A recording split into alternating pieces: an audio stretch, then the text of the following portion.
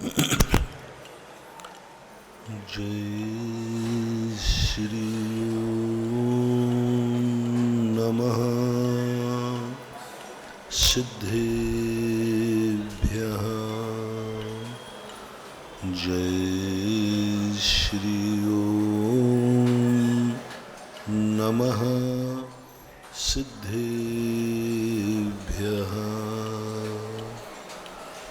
सर्वमंगल मांगल्यं सर्वकल्याणकारकं प्रधानं सर्वधर्माणां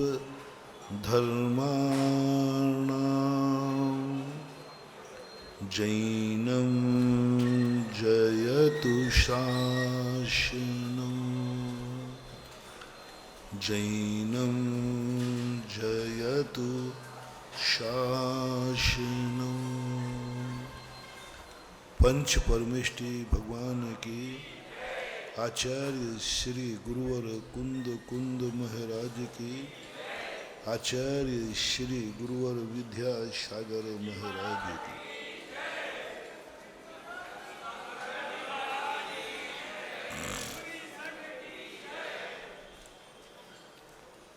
प्रसंग चल रहा है कि व्यक्ति को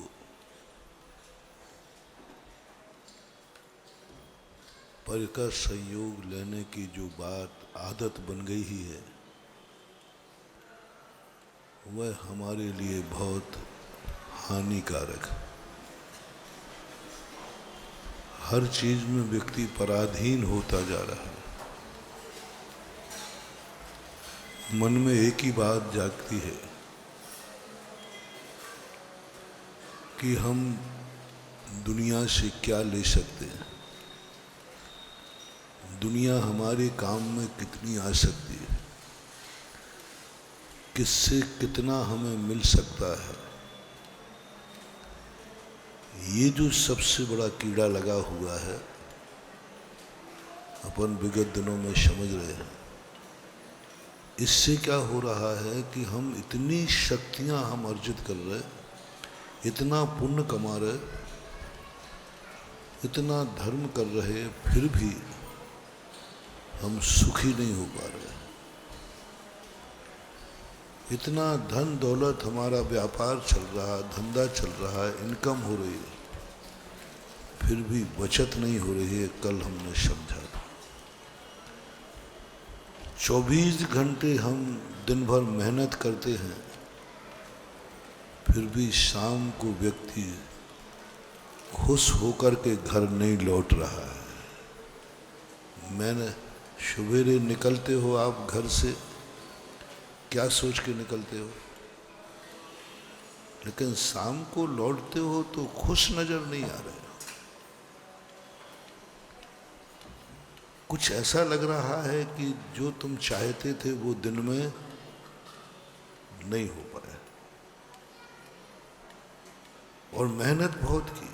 बहुत सारे लोग कहते महाराज मैं मेहनत में मेरी कोई कमी नहीं है, लेकिन बस कुछ होता ही।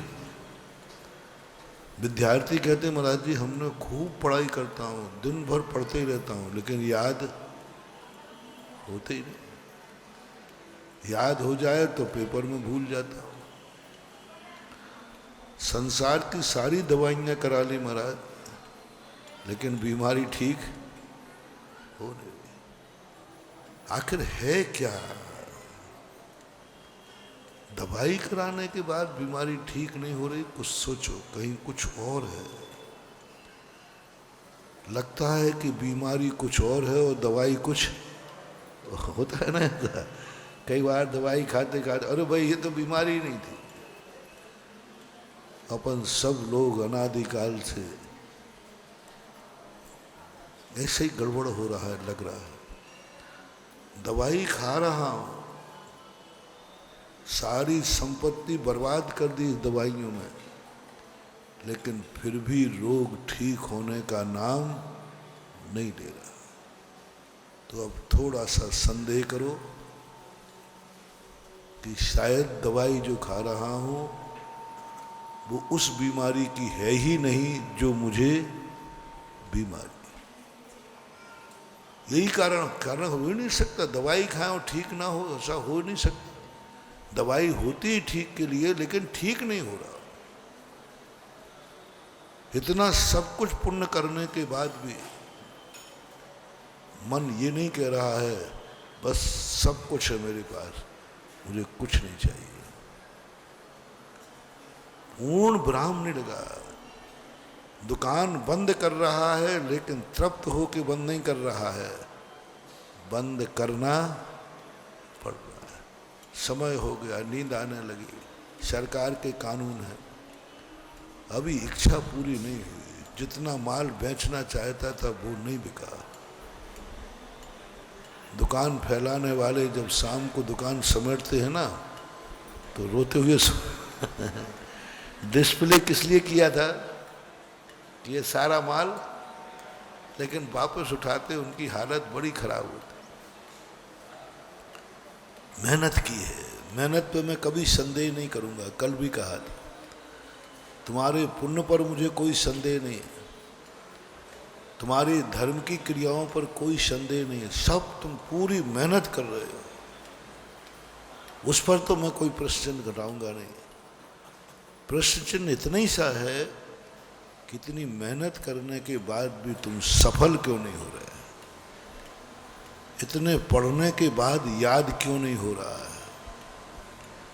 इतनी मेहनत कर कर के शाम को सुखी क्यों नहीं लौट रहे हो घर? क्या बात है। रात में इतना सब कुछ तुम्हारे घर में सुविधाएं हैं, फिर भी तुम सुबह शांति से नहीं उठ रहे हो, कोई टेंशन लेकर के उठ रहे हो। 24 घंटे कोई ना कोई भय लगा हुआ है। कभी सब कुछ मिल जाए, भैया अब तो तेरे पास सब कुछ आ गया, जितना माल था वो सब बिक गया ना महाराज, बिक गया। जितना सोचा था उतना मिल गया, बोले मिल गया, माल भी बिक गया, सोच गया, जो कुछ सोचा था सब महाराज, बहुत सब कुछ ठीक हुआ। अब तो मुस्कुरा दे। बोले महाराज जी डर लग रहा है, ये पैसा घर तक ले जा पाऊंगा या नहीं, है ना? अब किसका डर है? इसको घर तक कैसे ले जाऊंगा?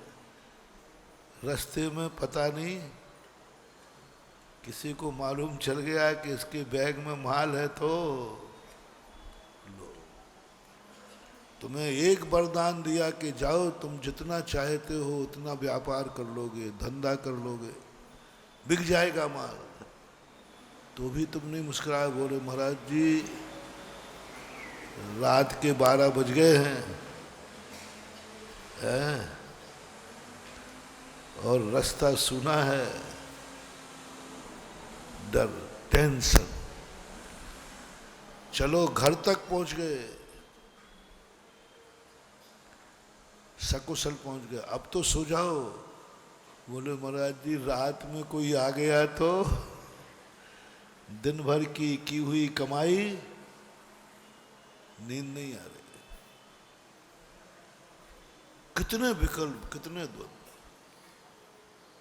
जब यात्रा में आप हो और आपके थैले में अटैची में कुछ धन दौलत हो तो यात्रा सकुशल नहीं है, टेंशन में ही है, कुछ और है सुख। हम समझ रहे हैं कि व्यापार अच्छा चल जाएगा, हम सुखी हो जाएंगे।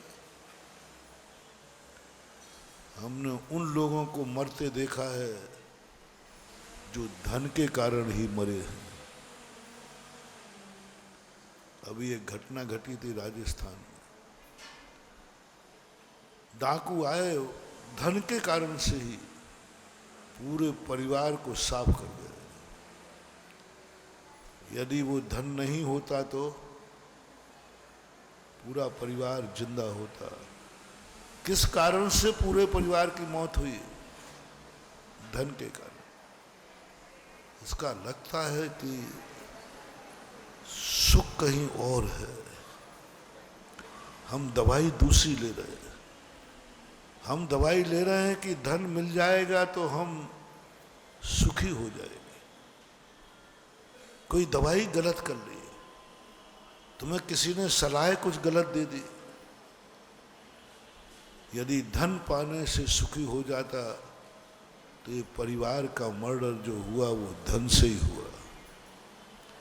नींद हराम हुई तो धन से हुई। मैंने कहा ना, सबसे बड़ा विश्व में धनाढ्य कोई देश है तो अमेरिका, और सबसे ज्यादा नींद की गोलियां बिकती हैं अमेरिका में। सबसे ज्यादा नींद की गोलियां। क्यों? नींद की गोलियां क्यों बिकती वहां सबसे ज्यादा? धन के कारण। धन के कारण से नींद हराम हो गई। सबसे ज्यादा ब्रेन हेमरेज होते हैं तो अमेरिका में, क्योंकि वो धनवान है। सबसे ज्यादा पागल होते हैं तो अमेरिका में, क्योंकि वे धनवान हैं। सबसे ज्यादा हार्ट अटैक होते हैं तो अमेरिका में, क्योंकि वे धनवान हैं। सबसे ज्यादा दुनिया का कोई भी महाबीमारी आती है अमेरिका, क्योंकि वो धनाढ्य है। सबसे ज्यादा कैंसर होते हैं अमेरिका में, सबसे ज्यादा, क्योंकि वो वैज्ञानिक है। क्योंकि वो वैज्ञानिक है। सबसे ज्यादा वैज्ञानिक अमेरिका है और सबसे ज्यादा कैंसर अमेरिका में होता है। सबसे बड़े कैंसर के डॉक्टर अमेरिका में है। क्यों? डॉक्टर ही बता रहा है कि यहां सबसे बड़ी बीमारी। दुकान व्यक्ति कहां खोलता है? जहां ग्राहक है। अच्छे डॉक्टर वहां अमेरिका में क्यों? क्योंकि वहां कैंसर की वहां बीमारियां हैं, इलाज है उनका, लेकिन बीमारी है, क्योंकि वो वैज्ञानिक है। जहां जहां विज्ञान बढ़ेगा,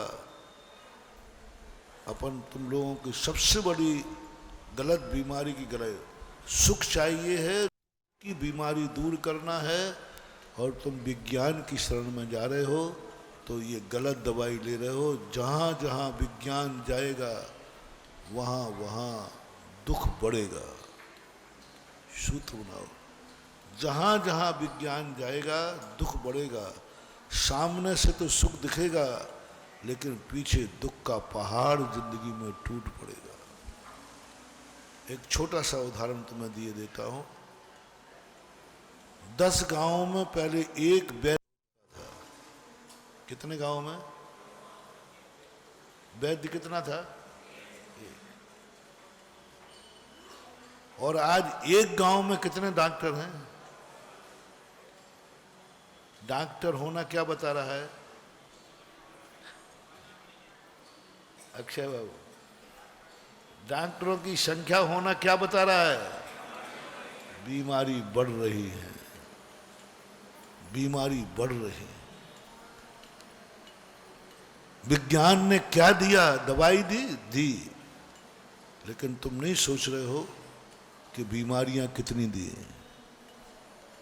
दवाई दी है, मैं मानता हूं, दवाई की खोज की है, मैं मानता हूं, लेकिन बीमारियां कितनी थी ये नहीं सोच रहे हो। पहले इतनी बीमारियां नहीं थी। इतना यंत्रों का आविष्कार कर दिया कि बीमारी सवाल, ये लाइव टीवी है, मोबाइल है, ये तुम्हें सुख का कारण नजर आ रहे हैं? नहीं, यही तुम्हारे लिए महा दुख का कारण बनने वाले हैं। विज्ञान की किसी भी आविष्कार की उम्र 50 साल से ज्यादा नहीं है।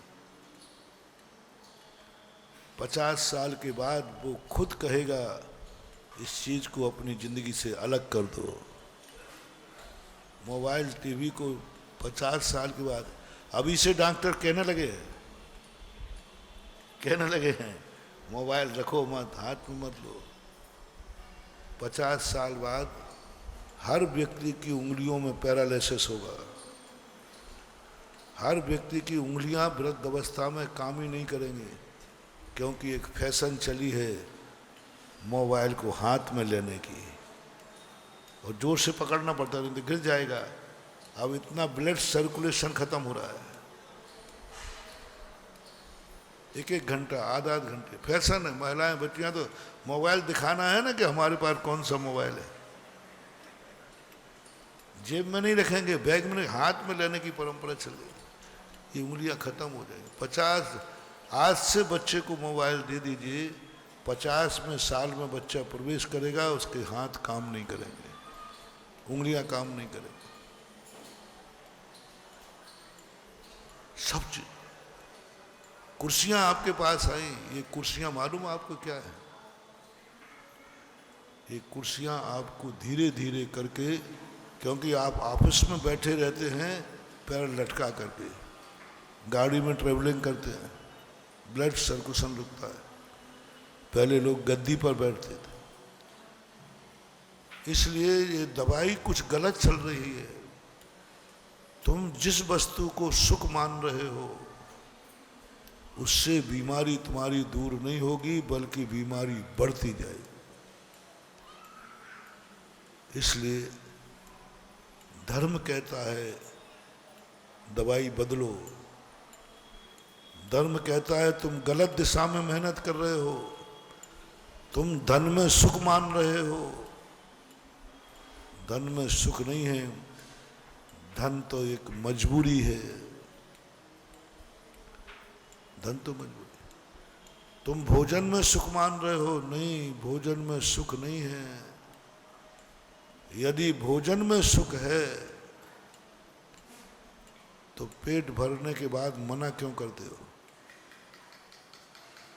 क्योंकि भोजन में सुख है। पेट भरने के बाद कोई कहे एक तो और खाना पड़ेगी, तो कहोगे यार मरवाएगा क्या, तू मेरा दुश्मन है? अरे दुश्मन है, पहले तो मांग के खा रहे थे, पहले तो चिल्ला रहे थे रोटी लाओ, और अब मैं दे रहा हूं तो मारेगा क्या? भाई तू मेरा दुश्मन है, अब पेट में जगह ही नहीं है। यानी वही रोटी जिसमें सुख होता है उसके दो कारण मानना। एक थर्मामीटर दे रहा हूं जिसमें सुख होता है, दो कारण। जिस चीज को एक सीमा के बाद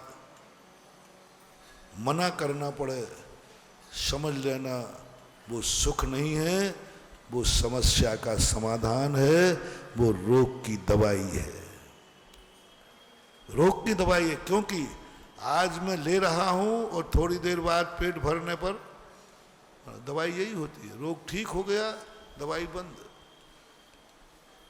जिस चीजों को हम ग्रहण करने के बाद मना करते हैं, वो नियम से समझना ये सुख नहीं है, सुख का साधन नहीं है, ये तो मात्र मजबूरी है। अब जितनी चीजें आप करते हो उनमें एक दिन आप मना करोगे कि नहीं? रोटी को, पानी को, कपड़े कितने पहनो, कपड़ों में सुख है, 10-20 कपड़े पहनो ना एक साथ, एक सीमा तक कपड़े पहनना तुम, बस भाई मर जाऊंगा दब करके, अरे सुख में मरता है कि कोई? कपड़ों में सुख है। और भी तुम्हारी जो धन दौलत है, जेवर पहनते हो, सोने में सुख मिलाओ, एक आध मन के सोने पहनवा दो, अरे सोने में सुख है, पाने आभूषणों में सुख है, तो 10-50 किलो के पहन लो ना एक साथ, और सुखी हो जाओगे। जितना ज्यादा पहनोगे उतने ही सुखी होगे। तो एक आध महिलाओं को 20-25 किलो के पहना दो और अटा मंदिर से छेतपाल तक पैदल चला दो। पूछ लो, बोलो सोने चांदी में सुख है? बोले काय का खाक सुख है, मर रहा हूं।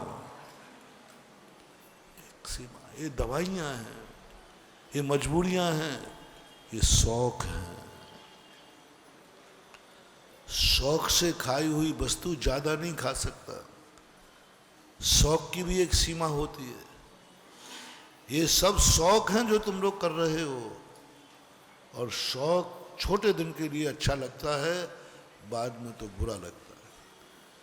कितनी अच्छा तुम हिल स्टेशन पे जाओ, थोड़े दिन के बाद घर आने का भाव करेगा कि वहीं रहने का? वहीं रहो ना, अच्छा स्थान है ना। वो हिल स्टेशन थोड़े दिन को अच्छे लगेगी, उसके बाद तो महाराज घर ही अच्छा है, वही ललितपुर ही अच्छा है। अरे भाई देखो क्या मॉडर्न का, महाराज जी देख लिया। इसका उदाहरण मैं हमेशा दिया करता हूं। सुख हिल स्टेशन पर है या बॉम्बे? दो स्टूडेंट्स गर्मी की छुट्टी बिताने के लिए जा रहे थे। कश्मीर का व्यक्ति था, वो बॉम्बे जा रहा था, और बॉम्बे का कश्मीर जा रहा था। उसने पूछा कहाँ जा रहे हो? कहाँ से आए? बोले कश्मीर से। बोले कश्मीर से आए, कहाँ जा रहे? बॉम्बे। क्यों? अरे कश्मीर तो स्वर्ग है, स्वर्ग है, वहां तुम छोड़ के बॉम्बे? बॉम्बे में कुछ नहीं है, चिपचिप की गर्मी है, कुछ नहीं है, समुद्र है, खारा समुद्र, कुछ नहीं है। बॉम्बे वाला कहता कश्मीर तो स्वर्ग है। कश्मीर कहता है यार कुछ नहीं है कश्मीर में, ठंडी है, बर्फ है, सब कुछ नहीं, मजा है ही नहीं। अब बोलो मजा कहाँ है?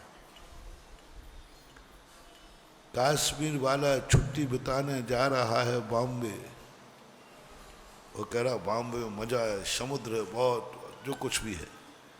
और बॉम्बे वाला कह रहा है कश्मीर में मजा है, मजा कहाँ है? ये उदाहरण सही है कि गलत है? बोलो ना। कश्मीर वाला बम्बई कह रहा मस्ती से बम्बई जाऊंगा, बम्बई वाला कश्मीर कह रहा अच्छा क्या है मुझे पता ही नहीं चल रहा है, स्वर्ग क्या है, सब एक मत हो जाओ, सब एक मत हो जाओ। कश्मीर में स्वर्ग है या बॉम्बे में स्वर्ग है? नहीं हो सकता। परिवर्तन में सुख है। थोड़े दिन उसको बम्बई अच्छा लगेगा, थोड़े दिन उसको कश्मीर अच्छा लगेगा, ज्यादा टाइम हो जाएगा तो है शौक से खाए हुए। यदि तुम्हें एक वरदान दे दें, तुम्हारे घर में सदा तुम्हारे लिए भोजन में मिठाइयां मिले, कितने दिन खाओगे? मिठाई मिठाई बढ़िया लगोगे। मिठाई के अलावा कुछ नहीं मिलेगा दोनों टाइम है, तो बहुत मीठा खाते हो ना। डॉक्टर मना कर रहा है तो अरे महाराज जी डॉक्टर साहब मीठा नहीं खाया तो फिर मजा क्या है? तुम डॉक्टर के खाने मना करने पर भी खा रहे हो, शुगर होने पर भी खा रहे हो, इसका अर्थ मीठा में सुख है। चलो आज वरदान देता हूँ, भगवान इसको शुगर ठीक कर दो, और इसके जीवन में 24 घंटे जब भी खाएगा मिठाई खाएगा। बिका माल वापस नहीं होता, आशीर्वाद लो जल्दी। बोलते नहीं हो। कितने दिन में रोटी मांगोगे? कितने दिन रोटी मांगोगे? तड़प जाओगे। एक एक रोटी यदि लाख रुपए में मिलेगी तो बारात दिलाओ लाख। अरे भाई मीठा मिल रहा है, शौक है। शौक की उम्र ज्यादा नहीं होती। जो कुछ भी तुम दुनिया में भोग रहे हो, देख रहे हो, कर रहे हो, इसको दो भागों में डिवाइड करो।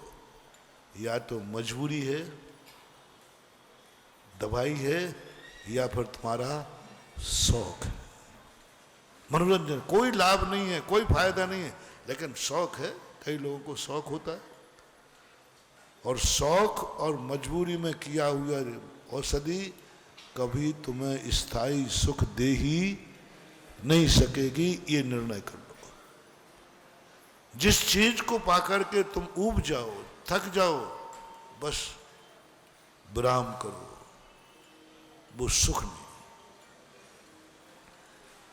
जिस कार्य को करने के बाद तुम थक जाओ, विश्राम की जरूरत पड़े, समझ लेना वो कार्य तुम्हें सुखी नहीं कर सकता। जिस कार्य को करने के बाद तुम थक जाओ, सोने का भाव आवे, बस सब थक गया, बस बहुत हो गया, समझ लेना वो सुख नहीं था, वो मजबूरी थी, या तुम्हारा बोलो मन की हवस थी, मनोरंजन था, शौक था, सुख नहीं था। सुख का लक्षण होता है जो एक बार पाने के बाद उस वस्तु का कभी विराम नहीं होता, कभी विराम करने का भाव नहीं आता। जितना जितना उसमें डूबते जाओगे सुख का पैमाना बढ़ता जाएगा। मैंने एक बार कहा था, कोई भी धर्म की आप क्रिया करते हो, लक्षण बता रहा हूं, बहुत छोटा सा थर्मामीटर, सब लोग सुनना। कौन सा धर्म सही है? तुमने कहीं किया है या तुम मजबूरी में धर्म कर रहे हो, मजबूरी में मंदिर आ रहे हो, मजबूरी में पूजा कर रहे हो, मजबूरी में आहार दे रहे हो, मजबूरी में व्रत ले लिया है, मजबूरी में मुनि बन गए हो, मजबूरी में सामायिक कर रहे हो, मजबूरी में प्रतिक्रमण कर रहे हो, मजबूरी में स्वाध्याय कर रहे हो, मजबूरी में ध्यान कर रहे हो, मजबूरी में प्रवचन दे रहे हो। एक लक्ष्य मजबूरी। इस कार्य को करने के बाद बस का न मारा, बस हो गया बहुत, समझ लेना। हम शुरू करते हैं तुम्हारे दान से। दान क्या है? दान क्या है? धर्म की अधर्म? आप लोग बोलो, मैं बोलूंगा लेकिन महाराज जी आप कह रहे हैं, मैं तो मानते ही नहीं। सही बोलो, दान क्या है? नहीं, आप अधर्म बोल दो, मैं बुरा नहीं मानूंगा। दान क्या है? धर्म है। और अधर्म बोलना हो तो बोल दो, आज बोल दो ना, फिर जिंदगी में कभी मत बोलना। आज बोलो महाराज ये दान बहुत बेकार चीज है, आप दान का प्रवचन देते ही हमारे प्राण निकलते हैं। घर में कोई दान बोला है तो महाराज हमारे घर में झगड़ा हो जाता होता है। घर में दान कोई बोल के आ जाए तो कई बार घरों में झगड़ा हो जाता है। कई बार दान बोलने के बाद तुम भी पछताते हो, अरे मैंने गलती कर दी, महाराज जी की बातों में आ गया प्रवचन में और मुझे नहीं बोलना चाहिए था। बस मैं इतना ही पूछ रहा हूँ, दान धर्म है कि अधर्म? परिवार से पूछता हूँ, धर्म है कि अधर्म है? तो धर्म करने पर क्लेश क्यों? धर्म करने पर भय क्यों? क्यों? इसका अर्थ है कि तुम्हारी दृष्टि में दान धर्म है ही नहीं। दान देने के बाद, दान की बात आते ही यदि ये भाव आ गया, बस बहुत हो गया, इतना दे दिया और कितना दूं? दे दिया, कितना दूं? धन पर कभी, दान पर कभी विराम का चिन्ह मत लगाना, असीम कर दो दान को। जैनाचार्यों ने कमाने के लिए सीमा बताई है, दान की कोई सीमा? कमाने को कहा है, कितना कमाओगे?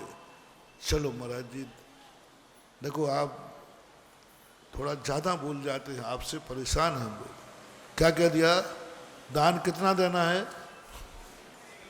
मैंने क्या कहा बोलो ना, अच्छा नहीं लग रहा। कोई सीमा नहीं, कोई सीमा नहीं। एक चावल का दाना है तब तक भी दान देते रहना है बंधु, एक चावल देते ही रहना। उसके बावजूद ही विराम नहीं लगाना, उसके बावजूद कहना अभी और आ जाए तो वो भी दे डालूंगा। देते देते देते देते देते देते आपके पास एक कौड़ी बची है, देते देते देते आपके पास एक दाना बचा है,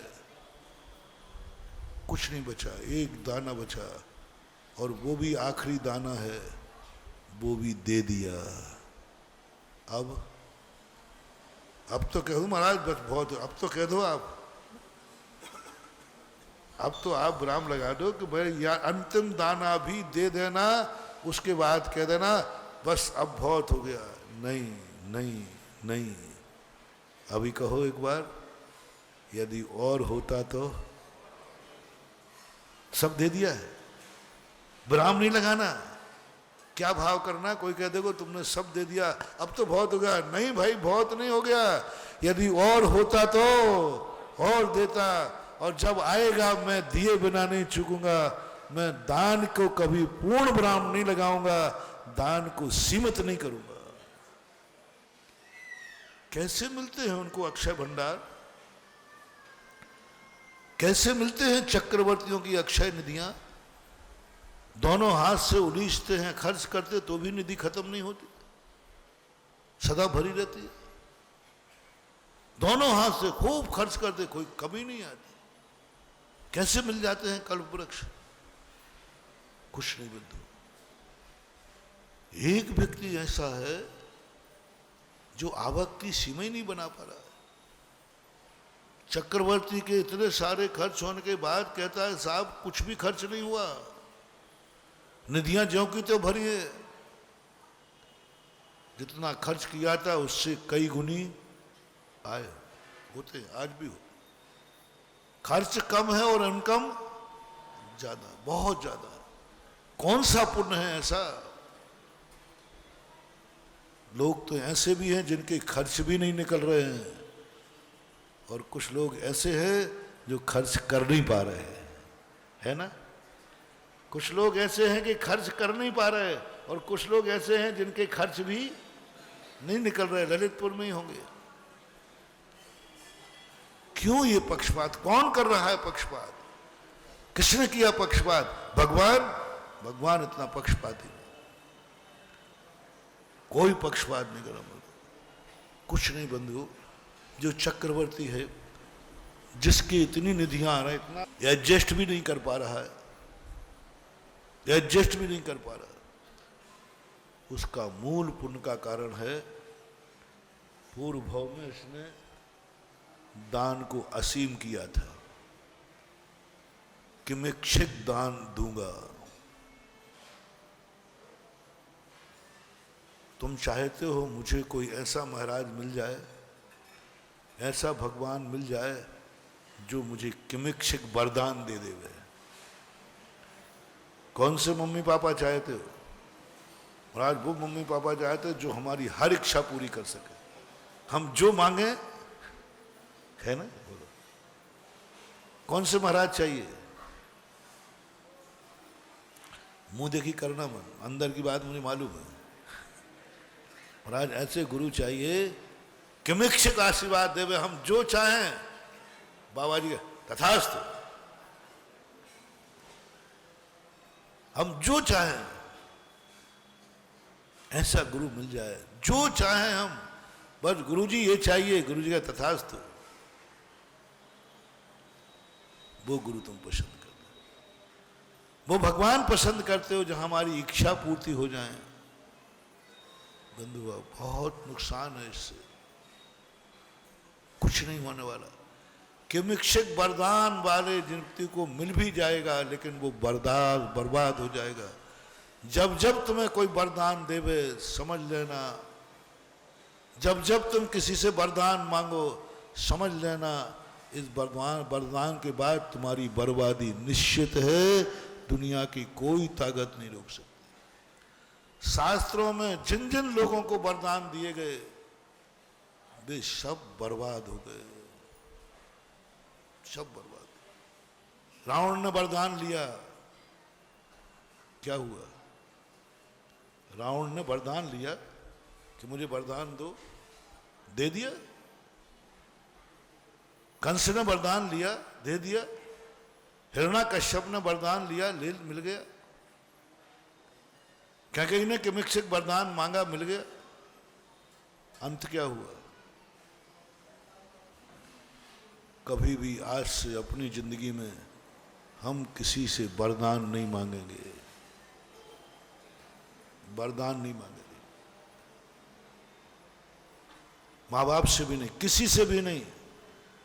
कल तो हमने सारी दुनिया की चीजों को मांगने का मना किया था, धन नहीं मांगना, दौलत नहीं मांगना, कुछ नहीं मांगना। और आज मैं क्या कह रहा हूं, वरदान भी नहीं मांगना, वरदान भी नहीं मांगना, क्योंकि वो वरदान मिल जाएगा लेकिन मिलने के बाद तुम्हें बर्बाद कर देगा, बर्बाद कर देगा। और अंतिम बात कह दूं मांगने के संबंध में, कभी आशीर्वाद भी मत मांगना, भीख में आशीर्वाद नहीं। मैंने कहा ना, मांगने पर तो भिखारी को भी रोटी मिल जाती है? और जोर जबरदस्ती करने पर तो डाकू भी धन ले जाता है?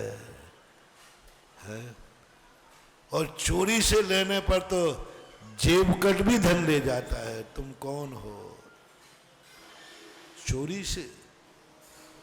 कल बहुत बड़ी बात, कल सारी दुनिया हिल गई। ससुराल में जिनके सुरजर बैंक के खाते थे, हाँ, एक दो तो ससुर की मेरे पास आ गए, महाराज जी वो तो आप लोग को ये सब बातें आपको पता कैसे चल गई, ये बताओ पहले तो। मैंने कही साधु वो फोटो है, साधु वो फोटो है। एक फोटो ऐसी होती है जिसको किसी भी कोने से देखो तो क्या लगता है, मेरी तरफ देख रही है। फोटो उतरती है ऐसे, कहीं से इधर देखो, क्या मेरी तरफ देखिए, इधर देखो। इसी प्रकार साधु वो प्रवचन देता है जो सुने उसी को लगता है मेरे ही पे दिया जा रहा है। महाराज को मालूम चले मेरे ही पे दिया। महाराज तो ऐसा सुना रहे जैसे महाराज को एक एक बात तो मुझे कुछ पता नहीं है। क्योंकि साधु एक हंडी का एक चावल देखता है और पूरी हंडी पकी हुई है ये घोषित साधु। कल हिल गए सब लोग, निकाल दो उस धन को। कुंवर साहब का धन अपने घर में मत आने देना, वो तुम्हें बर्बाद कर देगा, क्योंकि वो खून से दगा दे करके छुपाया गया है। किससे दगा देकर? खून से, दूध से। दो चीजों को कभी दगा मत देना, खून को और दूध को। एक माँ का दूध, एक बाप का खून, इन दो को कभी दगा मत देना। इन दो से कभी कुछ छुपाना नहीं, इन दो को छुपा करके कभी कटा मत करना, बर्बाद हो जाओगे। कोई धन तुम्हारे पास लाभ है, ससुराल वालों से कहा था पहले पूछ लेना ये धन तुम किससे छुपा के लाए। मम्मी पापा तुम्हारे घर में हैं? बोले है। और उनको नहीं बताना, उनको नहीं बताना, बाहर निकाल देना कुंवर साहब। ये धन तुम कचड़े में फेंकाओ, मेरे घर में नहीं आएगा। मैं जिस गुरु का चेला हूं, मैं धन को बुला करके बर्बाद नहीं होना चाहता हूं। नकारात्मक वो बद्दुआ, वो दूध की बद्दुआ, वो खून की बद्दुआ, जिस घर में वो धन रखा है उसको बर्बाद कर देगा। थोड़े दिन तो बच जाओगे, क्योंकि अभी पुण्य का, गुटखा या शराब पीने वालों को पहले ही दिन कैंसर हो जाता है क्या? बोलो ना, थोड़ा टाइम लगता है। तुम्हारा भी पुण्य है, इसको साधारण मत लेना महानुभाव। गुरु वचन को प्रमाण मानना। दूध का और खून का दगा देने वाले को शरण मत देना, उसके धन को घर में मत आने देना। और ऐसे व्यक्ति को भी शरण मत देना, क्योंकि वो दगा दे के आया है। तो ये तो दगा देकर चोरी करके, जेब कट भी चोरी से तुम्हारा धन ले जाता है। तुम भी घर में चोरी करके भाई से, माता पिता से चोरी करके धन बचा भी लिया बंधुओं, डायरी में लिख दो, मेरे में और जेब कट में कोई अंतर नहीं है। तुमसे अच्छा तो जेब कट है, वो परायों का तो जेब काटता है, परायों से तो नजर छुपाता है। तुमने किससे नजर छुपाई? जेब कट ने किससे नजर छुपाई? X y z. तुमने किससे नजर छुपाई? अपने दूध से, अपने खून से, अपने भाई से नजर छुपाई और उनकी नजरों से आउट होकर तुमने धन रख लिया। जेब कट में तुम्हारे से नजर से आउट करके उसने पॉकेट कर लिया। महानुभाव, अपनी दृष्टि में रखना, मेरी वही गति होगी जो जेब कट की है, बल्कि जेब कट की गति थोड़ी ऊपर होगी, तेरी गति उससे नीचे होगी। तेरी गति नीचे होगी, दोनों मिलेंगे, वो पहले नरक में तो तुम दूसरे नरक में। क्यों भाई, तू पहले नरक में क्यों आ गया? तू तो जेब करता। तो वो कहेगा विज्ञान से, मूर्ख, मैंने तो दुनिया ही का जेब काटा था, तूने तो, बोलो ना, अपने परिवार को नजरअंदाज कभी नहीं करना बंधु। खून और दूध को कभी दगा नहीं देना। ये दो ऐसे संबंध हैं जो तुम्हारी नस नस में बहते हैं, जिसको कभी अलग, दूध को खून को कभी अलग किया ही नहीं जा सकता। वो तो जन्म से आया है और मृत्यु तक रहेगा। इस संबंध के साथ जो खून का और दूध का संबंध है, इस संबंध के साथ कभी धोखाधड़ी नहीं, इस संबंध के साथ झूठ फराबा नहीं। संसार में तुम्हें जो चोरी करना है वो डाकू से भी गया बीता डाकू है, जो खून और दूध में डाका डालता है, खून और दूध से चोरी करता है। वो डाकू उतना बड़ा नहीं, वो डाकू उतना बड़ा नहीं है जो दूसरों के घरों में डाका डालता है। सबसे बड़ा डाकू वो है जो घर में ही धन चुराता है, घर के बीच के लोगों से धन चुराता है। बहुत बड़ा बंधु, मेरा दुश्मन भी हो, भीख मांग ले वे, लेकिन कम से कम अपने घर में अपने लोगों का चोरी ना करे, अपने लोगों से कम डाका ना डाले, अपने लोगों के बीच पर कभी बुरी नज़र ना डाले, अपने घर के लोगों पर कभी धन बचाने का प्रयास ना करे। आने दो गरीबी, भीख मांग लो, कोई फर्क नहीं पड़ता। भीख मांगना कोई पाप नहीं है। भिखारी को मैं कल्याण कर दूंगा, लेकिन घर में डाका डालने वाले का, वो डाकुओं के लिए आत्मसमर्पण है, वो डाकुओं का प्रायश्चित है। लेकिन जो घर में डाकू बने हैं, बहुत तकलीफ होती है। आज 99% घरों में जो ताले लग रहे हैं वो किसके लिए लग रहे हैं? कड़वा सत्य पी जाओ, कड़वी दवाई पी जाओ, सासू अपनी अटैची में ताला लगा रही है, किसके लिए? झूठ मत बोलना सासू,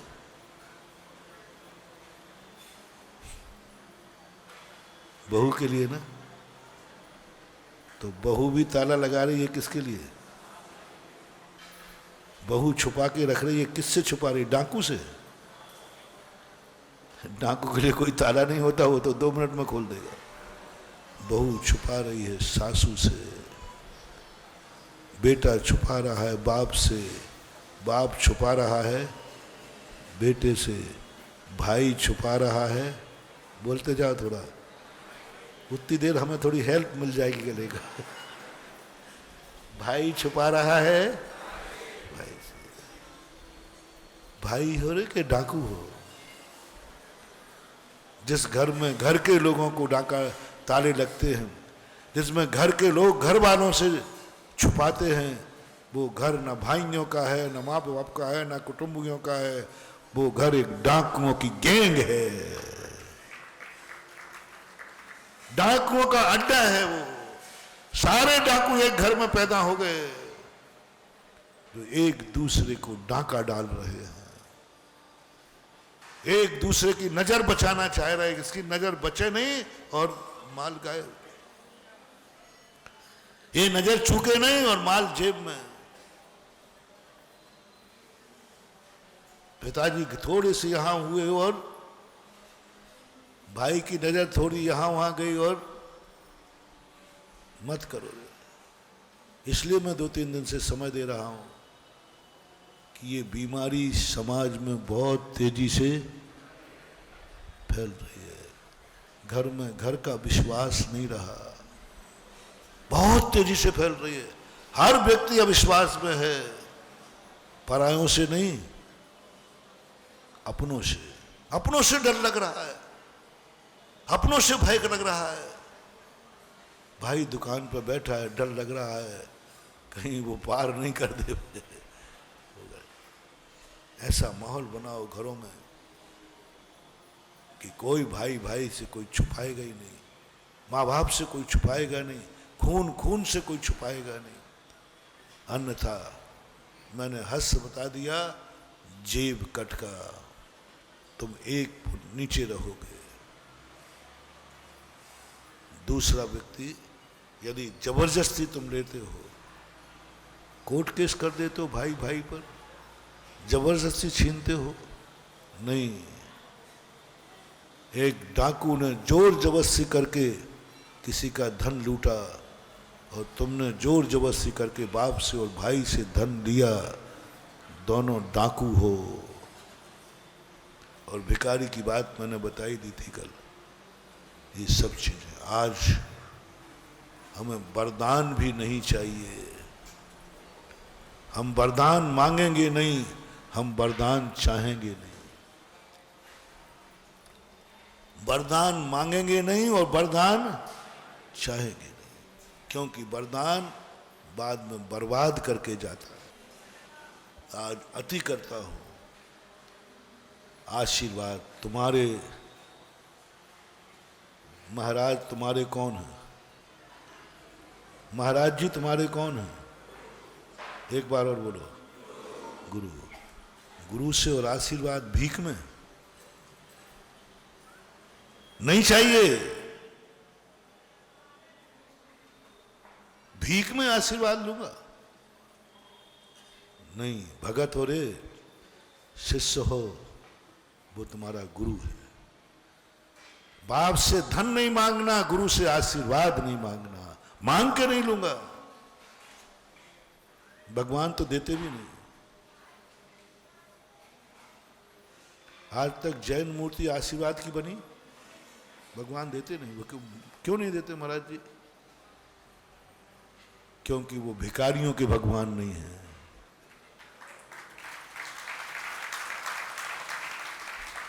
भगवान क्यों आशीर्वाद नहीं दे रहे? क्योंकि भिखारियों के भगवान नहीं है। वो कहते मैं आशीर्वाद भीख में तो नहीं दूंगा, मैं आशीर्वाद दूंगा ही नहीं, क्योंकि मैं अपने बल पर अपने भक्त को जिंदा नहीं रखना चाहता हूं। मेरा हर भक्त अपने पैर पर खड़ा हो, मेरे आशीर्वाद के बल पर नहीं।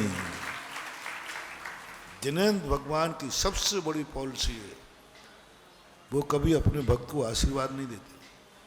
जब वो जीवित थे तब भी नहीं दिया, मुनि अवस्था में भी नहीं दिया, कभी आशीर्वाद नहीं दिया। क्यों? क्योंकि वो चाहते हैं मेरा भक्त मेरी आशीर्वाद के बल पर न जिए। आशीर्वाद के बल पर जिएगा और कल मैं यहां से चला जाऊंगा तो फिर क्या होगा? तो उनका भाव क्या है? मेरे आशीर्वाद के बल पर न जिए, ये अपने नमोस्तु के बल पर जिए। आशीर्वाद मांगना नहीं, मांगना नहीं। महाराज जी आप देखो, अब आपकी बात कह दूं, आपके बाद माइक है इसलिए आप बोल रहे हो। थोड़ा माइक हमारी तरफ भी कर दो तो मैं बताता हूं। जैसे आपने माँ बाप की बात कही ना, आप समझते नहीं हो। माँ बाप से नहीं मांगू ना तो मैं पढ़ पाऊंगा। माँ से रोटी नहीं मांगे तो भूखे सोना पड़ेगा। मेरी मम्मी बिना चिल्लाए देती ही नहीं है, इसलिए तुमने नियम बना दिया ना, बिना रोए तो माँ भी दूध। तुमने बिगाड़ा है मम्मी को, तुमने बिगाड़ा है माँ को। आज माँ बिगड़ चुकी, वो सही में आज की माताएं बिगड़ गई। जब तक छोकरा मांगेगा नहीं वो देगी, तुमने बिगाड़ी है। एक दिन तुम बिना मांगे उपवास कर लो, कल सवेरे 5 बजे तुम्हारे सामने उकाली ना हो तो मेरे से कहना। सुबह 5 बजे माँ उठकर चाय बनाएगी, ओहो कल तूने क्यों नहीं खाया पिया, मम्मी तूने खिलाया नहीं, तो अरे अभी तक तू चिल्ला के मांगता था तो मैंने से मांग लेगा। नहीं आज मैं गुरु जी का चेला बन महाराज जी ने कह दिया मांगना नहीं, तो मुझे क्या पता। सुबह 5 बजे से नींद भी आ रही, नहीं बेटे का एक दिन का तो तप करो, सारी माताएं सुधर जाएंगी, सारी दुनिया सुधर जाएगी। माँ बाप बिना मांगे नहीं दे। महाराज जी आप भी बहुत गड़बड़ करते हो, आप कहते हो आशीर्वाद नहीं मांगना, आप और आपके गुरु की बता दो, बिना मांगे ये आशीर्वाद दे देंगे। अरे राम राम राम राम राम, मांगे ही से नहीं देवे, बिना मांगे क्या खाक देंगे। ये आरोप आपका है कि नहीं, झूठ मत बोलना। आचार्य सिंह के सामने तो और ज्यादा, मैं तो थोड़ा बहुत पिघल ही जाता हूं। पूज्य गुरुदेव मांगने पर भी देते ही नहीं। महाराज जी थोड़ा तो देख लो आंख उठा के, वो देखते ही नहीं। थोड़ा तो हाथ उठा दो, वो उठाते ही नहीं। और पीछे लगवाने की ओर मांगना, गुरुदेव पीछे तो लगा दो हैं?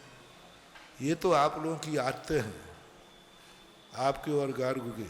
मांगे ही पर नहीं दे रहे हो, बिना मांगे क्या दोगे। मांगने पर भी नहीं दे रहे हो तो बिना मांगे क्या दोगे। तुम लोगों ने हम लोगों की आदत बिगाड़ दी है। जैसे वहां मां की आदत बिगाड़ दी कि मांग के ले लेगा, मांग के खा लेगा, ऐसे ही तुम लोगों ने हमारों की आदत बिगाड़ दी है। क्योंकि हमें मालूम है ये मांगेगा, चढ़ा हुआ नारियल भी उठा लेगा। अभी महाराज ने देखा ही नहीं है, मैं देख लेता हूं कभी कभी। चढ़ा दिया, अब दूसरी तरफ बात हो लगे, उसने उठा लिया। अब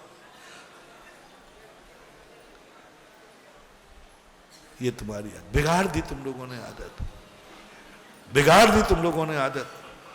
तुम नियम ले लो, मैं आशीर्वाद मांगूंगा नहीं,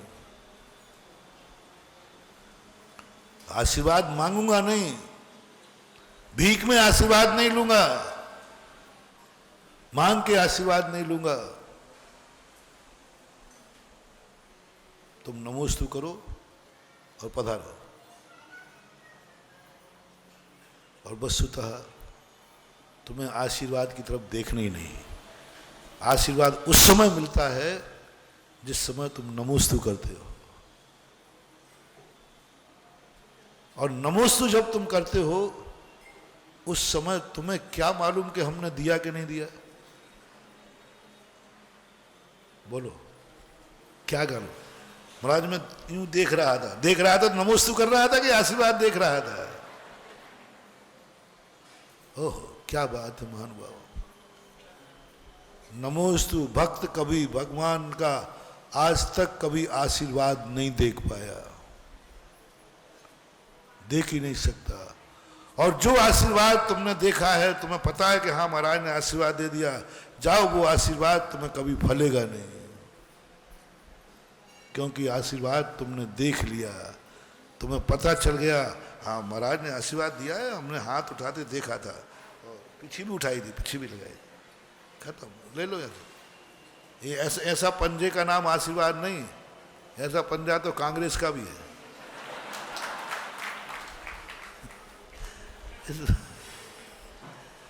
तुम्हें मालूम कैसे चला कि महाराज ने आशीर्वाद दिया कि नहीं दिया, कैसे मालूम चला। मैंने कह दिया ना, आशीर्वाद उस समय मिलता है जब तुम मन वचन काया से नमोस्तु। मन भी किसमें है बोलो, तन भी किसमें है, वचन भी किसमें है। तो ये आशीर्वाद तुम्हें कैसे पता चल गया कि दिया कि नहीं दिया।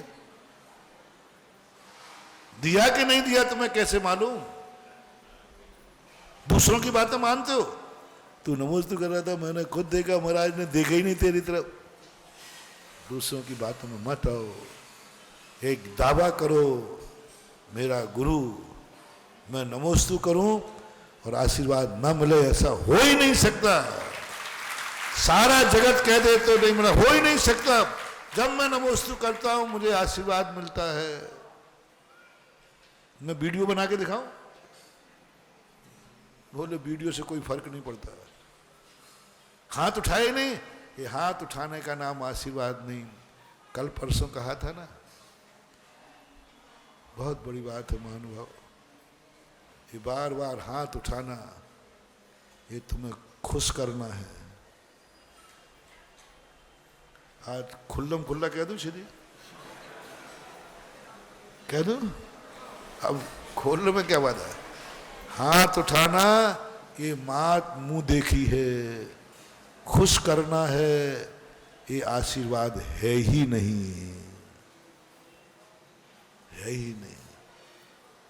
आशीर्वाद तो मैं प्रातः काल उठ करके देता हूं जब तुम यहां नहीं होते हो।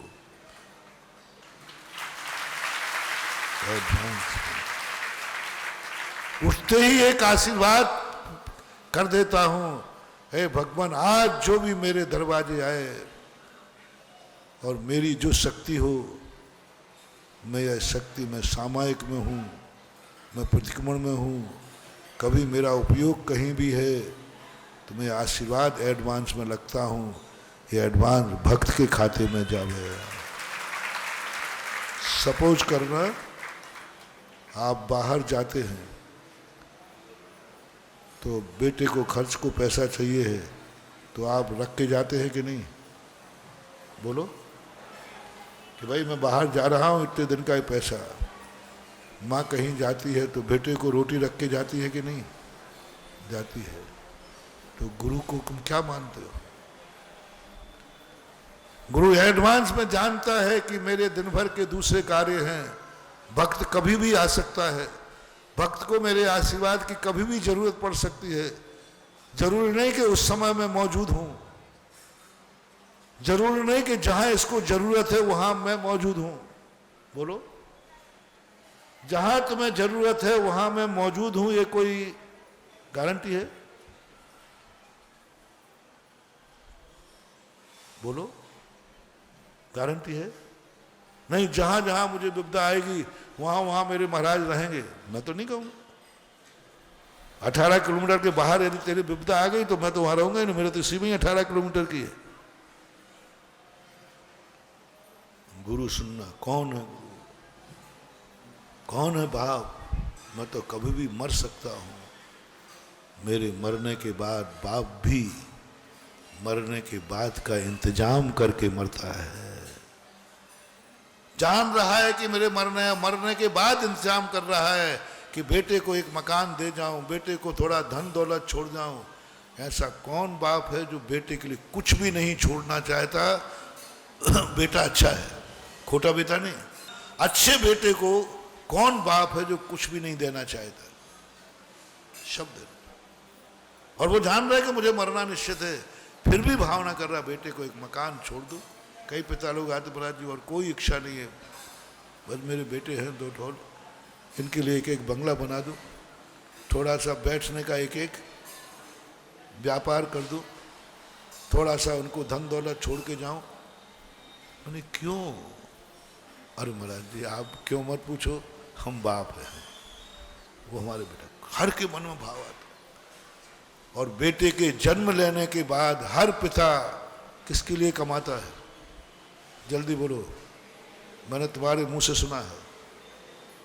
बेटे के जन्म के होते बाप अपनी जिंदगी के लिए कमाता ही नहीं है।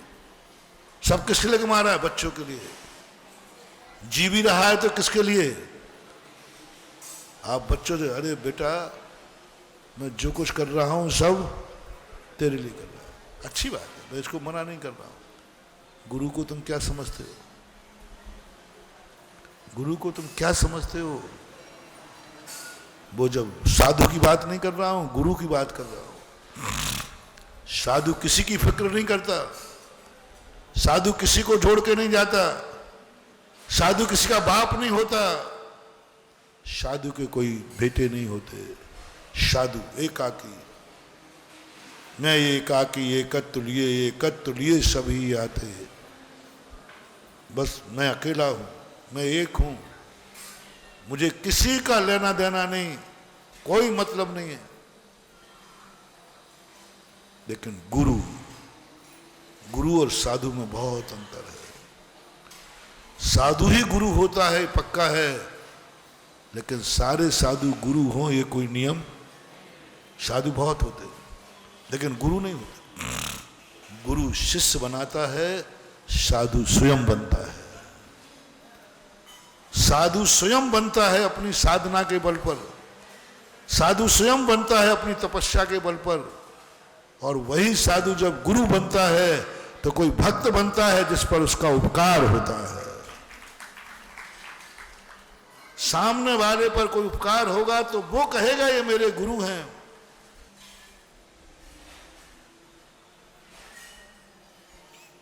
तुम मेरे से पूछना कि महाराज जी आपका पद कौन सा है, तो मैं कहूं मेरा साधु पद है। मैं गुरु बना हूं कि साधु बना हूं?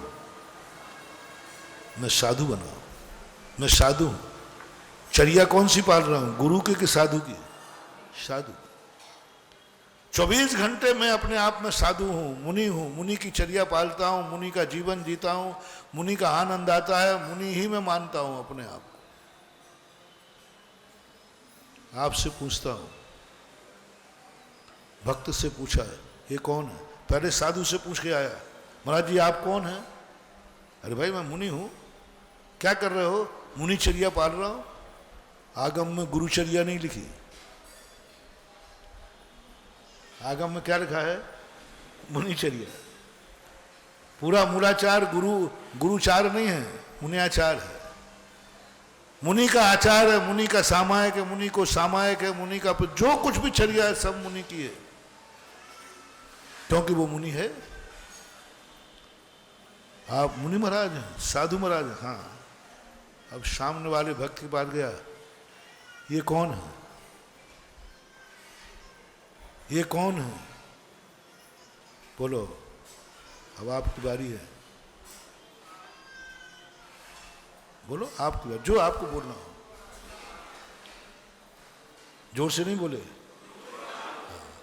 यदि तुमने भी साधु कह दिया तो ये निर्णय हो जाएगा कि इस साधु से तुम्हारा कभी कोई उपकार हुआ ही नहीं है। ना तुम्हें इसके दर्शन से सुख मिला, ना इसकी चर्या से सुख मिला, ना कभी आहार से सुख मिला, कुछ भी नहीं मिला। साधु महाराज हैं, साधु महाराज हैं, दुनिया कह देगी, अजैन भी कह देगा। कौन है ये जैन साधु जा रहा है, क्या बोलेगा वो? साधु है उसके, क्योंकि उसको मालूम है साधु हैं। साधु छुपाया हुआ नहीं छुपता, साधु हैं। अजैन भी दुनिया से किसी भी से पूछ लेना, वो यही कहे जैन साधु हैं, जैन मुनि हैं। उसके मुख से गुरु शब्द नहीं निकलेगा, क्योंकि उनके ऊपर कभी महाराज से कोई उपकार, लेकिन जिस पर थोड़ा भी उपकार हुआ हो वो पूछेगा ये कौन है? साधु नहीं निकलेगा, ये मेरे गुरु महाराज। ये है आत्मिकता, अंदर आत्मा की पर्याय बन जाएगा। महाराज निकलेगा ही नहीं उससे, ये मेरे गुरु हैं। मैं उदाहरण दिया हूं, कई बार दिया है। एक छोटा सा बालक है,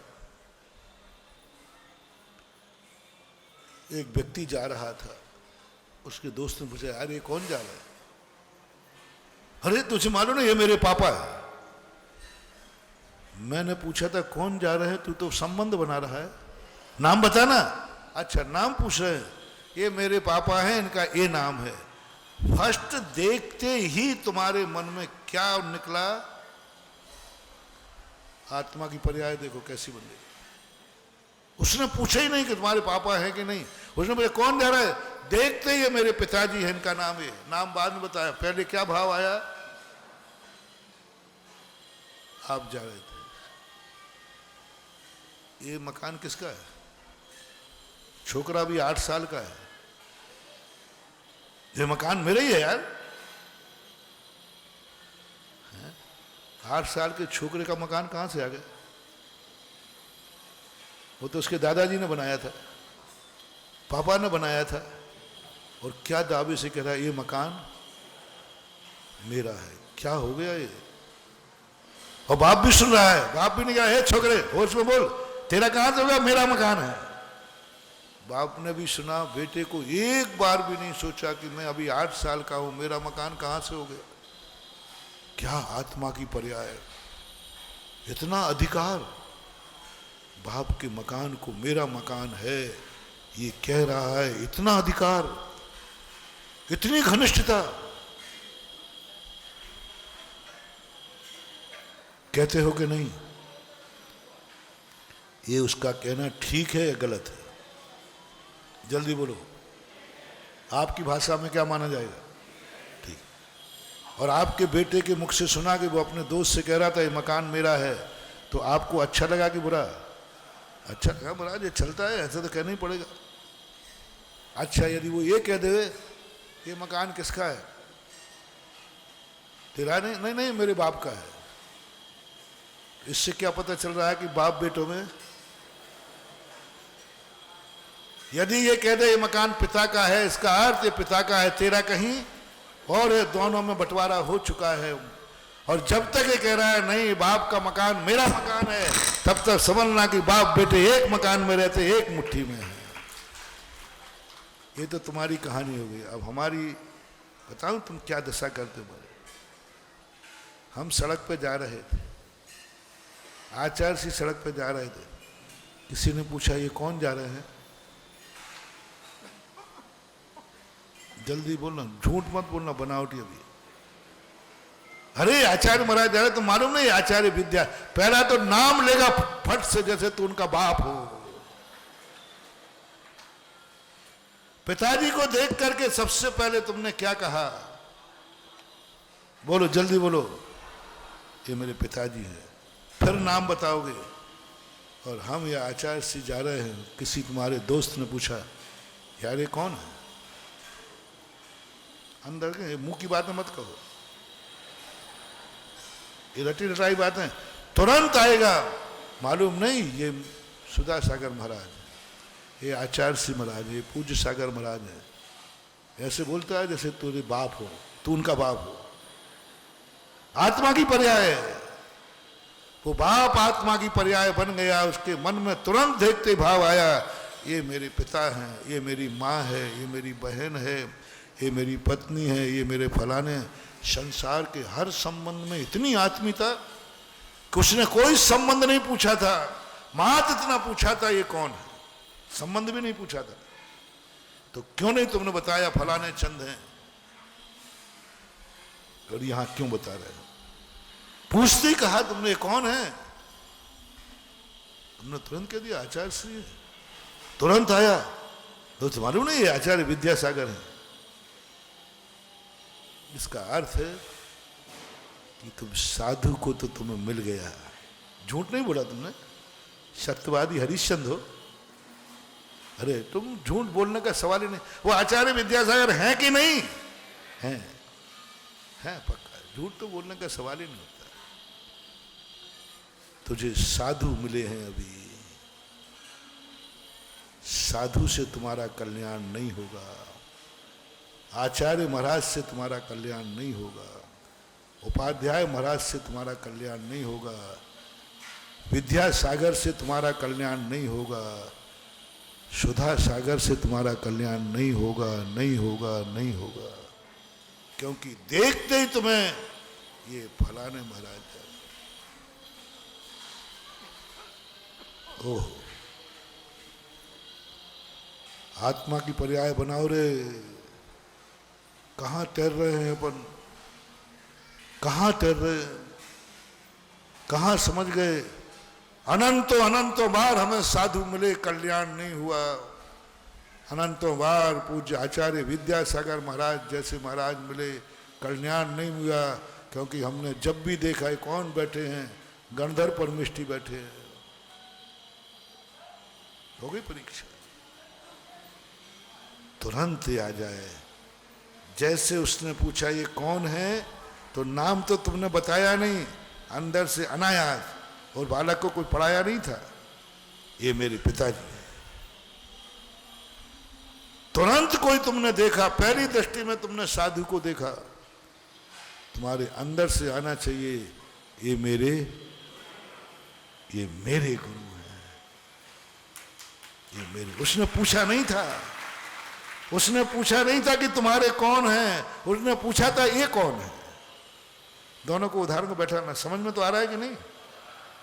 उसने पूछा नहीं था ये तेरे कौन है, उसने पूछा था ये कौन है। तेरे कौन, ये तो नहीं पूछा था ना, लेकिन तुमने बताया कौन, बताया क्या, ये मेरे पिताजी। उसने नहीं पूछा कि ये तेरे कौन है, उसने पूछा ये कौन है।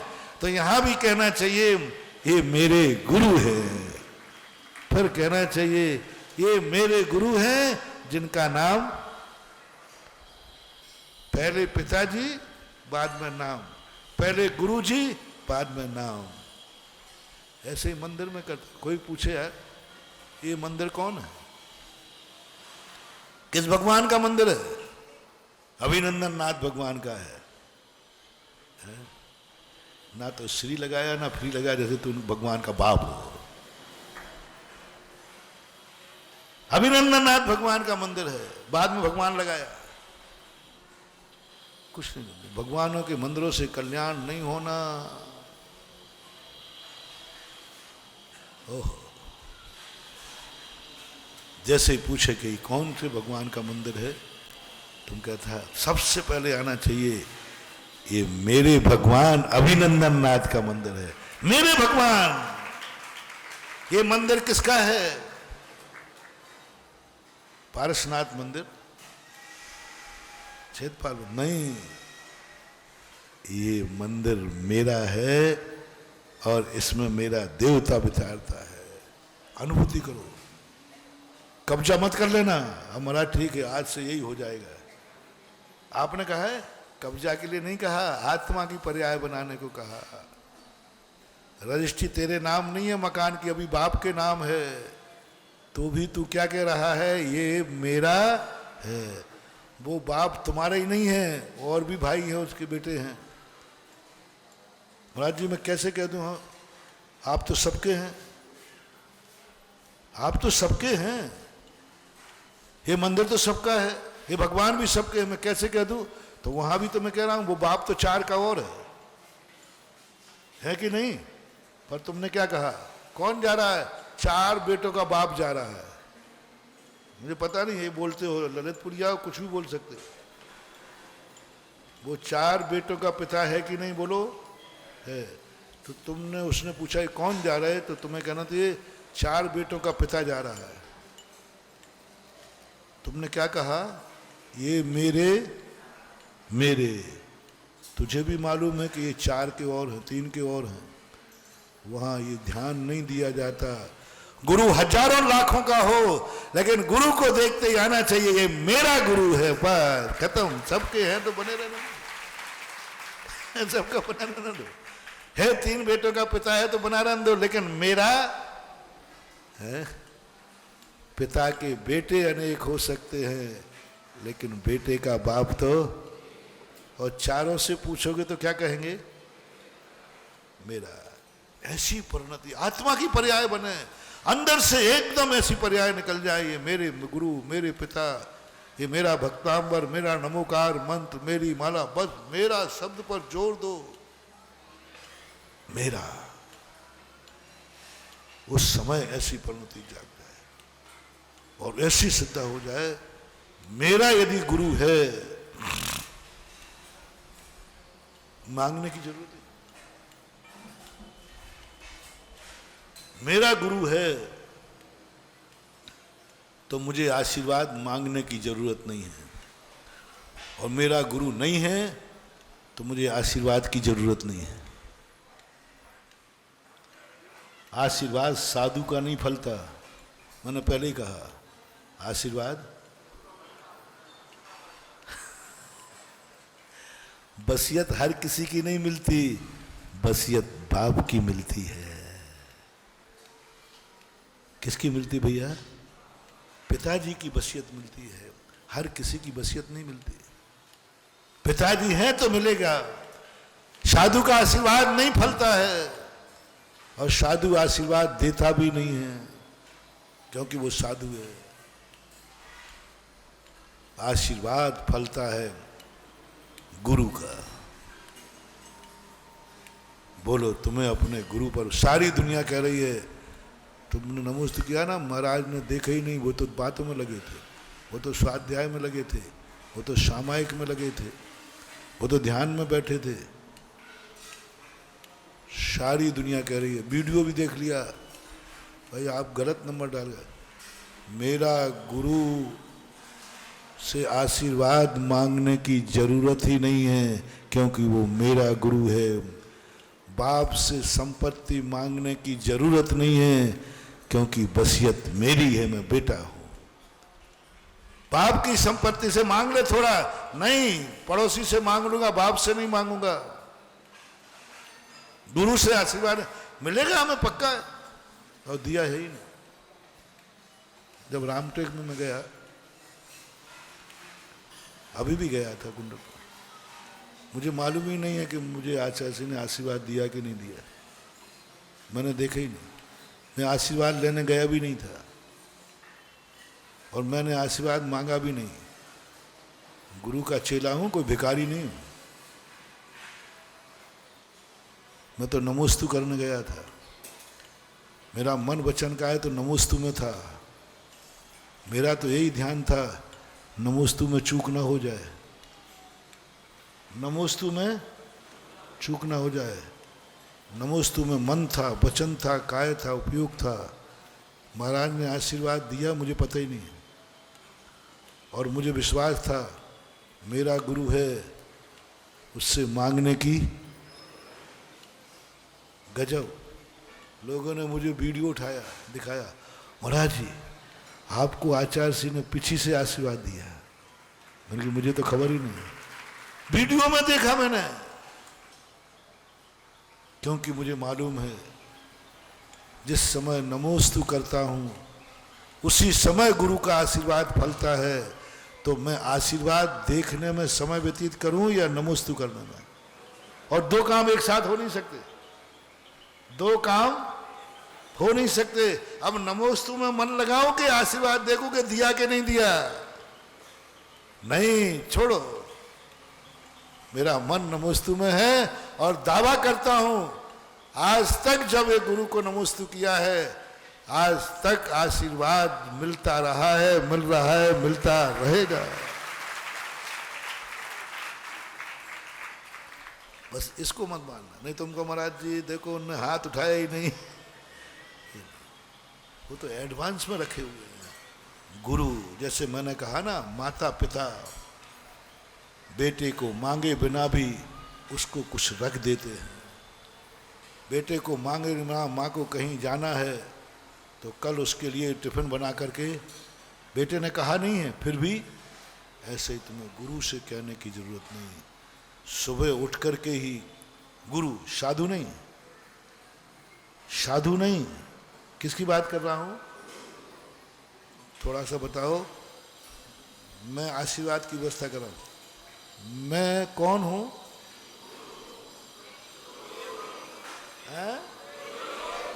तो कम सुनता हूं इसलिए जोर से बुलवा। तो बस आज से आशीर्वाद मांगना नहीं, मांगना नहीं। महाराज आप नहीं दोगे तो क्या गारंटी है? लो, मैं तुम्हारा गुरु हूं, तो मैं सुबह से ही उठते ही एडवांस में आशीर्वाद रखता हूं, पूरी साधना तपस्या मन से, वचन से, काय से, कि हे भगवान, यदि मेरे भक्त पर कभी भी विपत्ति आ सकती है, वहाँ मैं मौजूद रहूं, कोई जरूरी नहीं है। मेरा भक्त कभी भी मेरे दरवाजे आ सकता है, उस समय मेरा दरवाज़ा खुला हो, ये कोई नियम नहीं है, क्योंकि मौत कभी किसी का इंतजार नहीं करती हो। मैं सामायिक में बैठा हूँ, 2 घंटे में कुआर खुलेंगे, इतने में तो भक्त का एक एक मिनट में, ये मैं जानता हूं। और मैं सामायिक में बैठा, प्रतिक्रमण में बैठा, मौत ये नहीं कहेगी ठीक है जब तक मैं रुकी हूं, जब तक तुम्हारे गुरुजी, मैं जानता हूं तो एडवांस में रख देता हूं। कभी ऐसा मौका आए कि मैं इसके लिए वेदना न सुन पाऊं, मेरा उपयोग दूसरी तरफ हो और कोई मुझे नमोस्तु कर ले जाए, मैं अपने जिंदगी का पुण्य उन भक्तों के लिए एडवांस में रखता हूं। प्रभु किवाड़ खुले या न मिले, जब किवाड़ बंद होते हैं तब मेरा आशीर्वाद दरवाजे पर होता है। दरवाजे पर धोख लगा के जाइए, आशीर्वाद का फल पाइए। दरवाजे पर आशीर्वाद को स्थापित करके ही अंदर जाना। सामायिक में जाने के पहले ही साधु अपना आशीर्वाद बाहर रख देता है। सर्वे भवन्तु सुखिना, सर्वे भवन्तु निरामया, सर्वे भद्राणि पश्यन्तु मां कश्चित् दुर्भाग्यम्। इंतजार करने की जरूरत नहीं है कि महाराज सामायिक में कब उठेंगे, जल्दी उठाने की भी जरूरत नहीं है। आप तो बस वो मेरे गुरु है समझ लेना। वो सामायिक में अंदर जाने के पहले आशीर्वाद को भक्तों के लिए बाहर रखे गए हैं। धोख दो, महाराज ना देखेंगे ध्यान में है, महाराज ना हाथ उठाएंगे वो ध्यान में है, तुम नमोस्तु कर लीजिए। आशीर्वाद को मत देखिए कि उन्होंने दिया कि नहीं दिया, विश्वास कीजिए मेरे गुरु से आशीर्वाद मांगने की जरूरत ही, क्योंकि वो मेरा गुरु है, क्योंकि वो मेरा बाप है, क्योंकि वो मेरी माँ है। वहां मांगा नहीं जाता, वहां बिना मांगे गुरु का, भगवान का, माँ का, पिता का, यही दरवाजे तो ऐसे हैं जहां बिना मांगे मिलता है। यही दरवाजे तो ऐसे हैं, बाकी दुनिया में तो मांगना पड़ता है। ये 4-5 दरवाजे ऐसे हैं जहां पर मांगा बिन मांगे मुराद मिलती है। गुरु वो है, कुछ नहीं, एडवांस में रखा है। महाराज भैया मत घबराओ, जंगल में हो तुम, मैं कहीं और है, तुम्हें सूचना देने का भी समय नहीं है, सूचना देने का भी कोई समय साधन नहीं है। तुम आंख बंद करके वहीं से नमोस्तु करो, आशीर्वाद पहुंच जाएगा, मुझे खबर नहीं है। कोई पूछे महाराज जी वो जिंदा हो गया, आपने आशीर्वाद दिया, वो कह रहा था महाराज का आशीर्वाद है। तो मैंने कौन, मैं तो नाम भी नहीं जानता और आशीर्वाद मैंने दिया ही नहीं। उस समय तो मैं सामायिक में था। भक्त कहता है हो ही नहीं सकता, आपकी आप जानो, मैंने तो आशीर्वाद लिया है, क्योंकि मैंने आशीर्वाद के ठीक हो ही नहीं सकता था। ठीक होना बता रहा है कि आपने आशीर्वाद दिया है। हाँ अब ठीक, नमस्ते महाराज। हाँ वो भी करके देख लिया, हाथ ना, वो नमोस्तु नहीं कर रहा, पट्टा माथा बोड़ी कर रहा। महाराज जी आशीर्वाद तो दो। अरे भाई नमोस्तु तो कर, पहले आप आशीर्वाद दो। कौन माथा बोड़ी करे, मत उठा दे कम, चल भाई चल चल। जबरदस्ती मांग करके नमोस्तु में लीन हो जाओ और दावा करो जहां जहां मेरा नमोस्तु है वहां वहां गुरु का आशीर्वाद होगा। मुझे देखने की जरूरत नहीं है, मैं गुरु पर शक करूं है उस समय जिस समय तुम नमोस्तु करते हो। हाथ उठाने की कोई जरूरत नहीं। सुबह ही उठ करके जिनको मैं हाथ नहीं उठा पाऊं, जिनको मैं देख नहीं पाऊं, उनका हमने एडवांस में आशीर्वाद रखा है। नहीं रखा हो तो प्रैक्टिकल करके देख लेना। एक जबरदस्ती लो, मैं तो कहता हूँ प्रैक्टिकल क्या, मेरी बातें सुना करो और फिर प्रैक्टिकल क्या, एक आशीर्वाद बोले जाओ मांगने पर, महाराज आशीर्वाद दो, दे दूंगा दे दूंगा। दूसरा जबर हाथ उठा के रख लेना, रखो महाराज, ऐसा हाथ पकड़ना, ऐसे कर लेना, एक आशीर्वाद। और एक आशीर्वाद लेके जाओ, मात नमोस्तु करना, आशीर्वाद को देखना भी नहीं। हाथ उठाया कि नहीं उठाया तुम्हें पता ही नहीं रहना चाहिए, पता ही नहीं रहना चाहिए, और नमोस्तु करके चले जाओ। तीनों चमत्कारों में ये तीसरे नंबर आशीर्वाद में चमत्कार होगा। मैं जानता हूं कौन सा चमत्कार, इसमें चमत्कार हो जाए। चले जाओ नमोस्तु करके, मत शक करो कि हाथ उठाया कि नहीं उठाया, मत शक करो कि महाराज ने देखा कि नहीं देखा, तुम मात एक देखो मैंने नमोस्तु किया कि नहीं किया, महाराज ने आशीर्वाद दिया कि नहीं दिया। ये शक मत करो, संदेह मत करो। जिसमें संदेह हो जाता है उसका आशीर्वाद फलता नहीं है। तुम्हें एक ही देखना है, मैंने नमोस्तु किया है कि, इसमें चूक मत होने दो। गुरु का आशीर्वाद गुरु के जुम्मे छोड़ो, हमारी चूक नहीं होना चाहिए। और जिस समय तो मन वचन काय से तल्लीन हो गए नमोस्तु में, उसी समय मेरी सारी जिंदगी का आशीर्वाद तेरे माथे पर होगा। कोई जरूरत नहीं कहीं भी, वो जेल में बैठ के भी कर सकते हैं।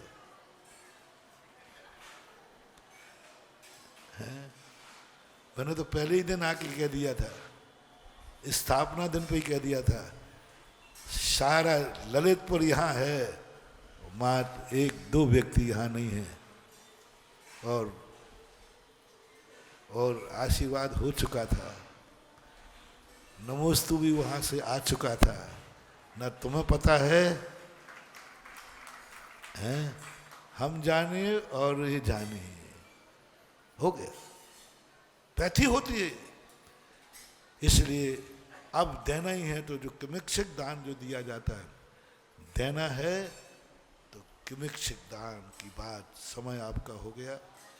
आज भी हमारा मांगने की तरफ प्रवचन चला गया। अब आएगा एक दो दिन के बाद, महाराज जी ये तो सब आप कह रहे हो, 4-5 दिन से बड़ी आफत है, कहीं आप ऐसा ना हो कि बस मांगना नहीं और एक कहते ही दिवाली होके खिसक जाओ।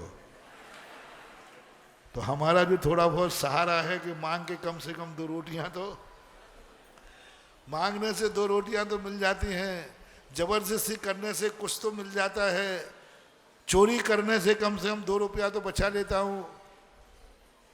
ये और कहीं आप जाके, क्योंकि आपने छुड़ा दिया, मांगना नहीं, जबरदस्ती लेना नहीं, और छुपा के कुछ रखना नहीं। यही तो हमारी आजीविका थी, यही तो हमारी आजीविका थी कि मांग करके हमें सब कुछ मिल रहा था। मैं मांग लेता हूँ, कपड़े मिल जाते, भोजन सब मिल जाता है। मांगने पर मुझे भोजन मिलता था, नहीं मिलता था तो जबरदस्ती कर लेता था, दुर्योधन बन के मिलता था, लेकिन मिलता था। भले मैंने दुर्योधन बन के जबरदस्ती लिया, लेकिन मिलता था महाराज। मांगने पर मिला, लेकिन मांगने पर भी मिलता था। चोरी करके भी लिया तो भी मुझे कुछ, बोल दो ना, भाई से और माँ बाप से चोरी भी की तो उसमें कुछ मिला ही तो है ना, मिला है। जबरदस्ती की तो भी कुछ, बोलते जाओ, मांगा तो भी कुछ। और आप, यही मेरी आजीविका का साधन है, इसी से जिंदगी चल रही थी। और यही आप त्याग करा रहे हो, तो कम से कम दिवाली के पहले बता के जाना कि दूसरा तरीका क्या है। बताऊंगा, चिंता मत करना। क्योंकि मैं तुम्हारा, जब स्टेज पे बैठता हूँ तो मैं साधु बन के नहीं बैठता हूँ, मैं तुम्हारा बाप जैसा गुरु बन के बैठता हूँ।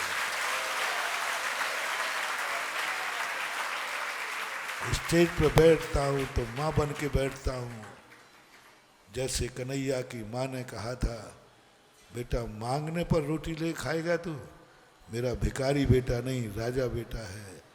ऐसा ही मैं भी, ओ कन्हैया, ओ कन्हैया, मैं प्रवचन देता हूँ, मैं वो बात, मांगने पर मेरा बेटा आशीर्वाद देगा नहीं, तुम्हें जरूरत नहीं पड़ेगी, उसके पहले ही मैं तुम्हें आशीर्वाद देता हूँ।